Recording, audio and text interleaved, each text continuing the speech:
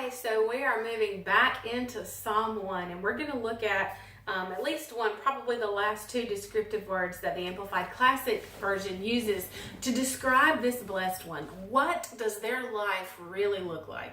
So we know blessed could be like a churchy word, like we know it's a good thing, but we're not really sure exactly what it means. But to bless means literally to empower, to prosper. And so that's part of the Hebrew definition, is that blessed is the one, empowered to prosper is the one. And so that's actually the next word that we're going to look at today is prosperous. And so we've looked at blessed is the one, happy is the one, fortunate is the one, and today prosperous is the one who follows the teachings and the instructions of the rest of this psalm, which we're going to get into in days ahead. But prosperous defined is favorable, marked by success or economic well-being, and enjoying vigorous and healthy growth. And that's one that I really want to discuss a little bit today. But I'm going to go through those again. Prosperous is favorable, marked by success or economic well-being, and enjoying vigorous and healthy growth. And I think that those are things that are very important for us to look at and to realize that our benefits of being the blessed one, benefits of following the teachings of God, benefits of living a life out of obedience to Him. And we'll get into this later on, I'm sure, and I know we talked about it significantly last year, but obedience is not irksome, it's not difficult, it's not a struggle to obey God. Truly, when we see His love, in view of the love of God, I can be obedient. In view of His sacrifice for me, I can be obedient. And, as if His love and His sacrifice wasn't enough, then He's put me in right standing with Him so that He can be good to me like He originally intended to be. We go back to the Garden of Eden was God's original plan, and He wanted to commune with man and be man's provision and man's source.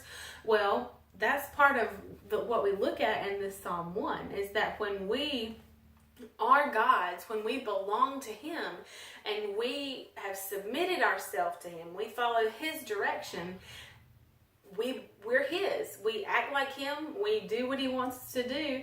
And we're part of His family. Well, then He lavishes us. And so our lives are blessed. We are happy. Our lives fortunate and prosperous, favorable, marked by success and economic well-being. And those are two things. Success to whatever you put your hand to, that you are successful, that it comes to fruition, that you don't get in the middle of it and just have to drop it because it's too much, but that you are able to see your projects through fulfillment. Your goals, whatever you may be working in at work, that you are successful, that clients come to you, that you move forward in your job. And then economic well-being.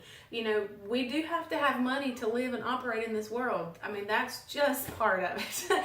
And so a lot of times Christians don't actually like to talk about money. They don't like to talk about finances.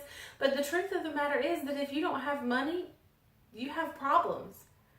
And it's not God's plan for you to struggle. It's just not. What a terrible father to hope and sit back and watch his children just struggle. He's made provision for that. He's taken care of that. And clearly in this Psalm 1, one of the benefits, one of the characteristics of the life of the child of God is that we be prosperous, that we be successful. And then the last one that I have here is enjoying vigorous and healthy growth. That is that we are not stagnant, but we are continuously moving forward. We are continually growing as a person. We are developing in our gifts and talents and abilities. And we are taking ground for the kingdom. And not only that, but enjoying vigorous and healthy growth in Him, becoming all that He designed for us to be. And so that we are growth and increasing more and more, and not just, well, we've talked about that internally and externally, that our relationship with Him is growing and experiencing that healthy growth, but also in this natural world, our home, our lives, our family, our resources, our jobs are experiencing that healthy and vigorous growth. And the last one, we'll go ahead and get this in today and we'll close out this for the week, is enviable. Enviable is the blessed one. That people, it's highly desirable. And this is so key here. And that other people, non-believers and believers, that we don't walk in the fullness, but to desire more of God, they will see the life of the child of God and desire it. That's God's whole plan anyway, is that people will see how good He is to you and want to know Him like you do. And so the life of the blessed one is characterized by being enviable. Enviable is the man or woman who walks with God. That our lives are just so enticing that they want to know God like we do. They want to know who our Father is. And so I hope you have a wonderful day, and I will see you all tomorrow. Bye.